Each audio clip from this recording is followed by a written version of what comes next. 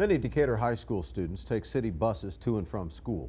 But this year, police say some students' behavior has gotten out of control and is putting everyone who uses the service at risk. Our Paula Thornton has been investigating and joins us now from the studio. Paula, what do police think is causing the problems?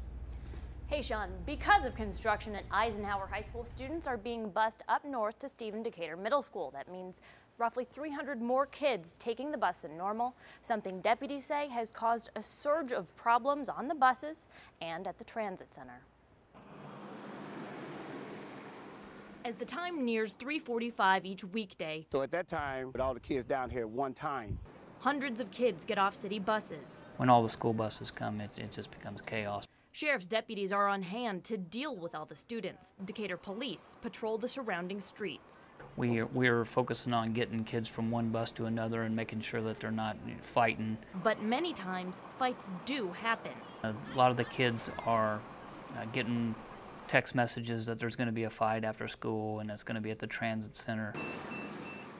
They're not the only problem, though. This year alone, deputies have made more than a dozen arrests, banned more than 45 kids from the center. Most of that for behavior problems, trespassing or loitering. There's an increase in the number of kids that are actually on the buses.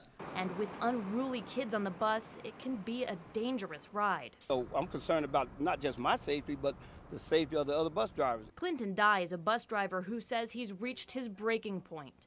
We really don't know what to expect at any given moment because it's just really a time bomb waiting to go off. He says one time he asked some students to get off his bus for breaking the rules. And one of the kids just walked around in front of the bus and just hit the window with a rock. An act deputy Jim Root says could endanger all riders. When you have kids in the back throwing things, fighting, arguing, screaming and yelling, those things become distractions for the bus driver and make it a safety hazard for not only them driving the bus, but every other kid that's actually on that service. To see what it's like, I rode 2 buses with the students.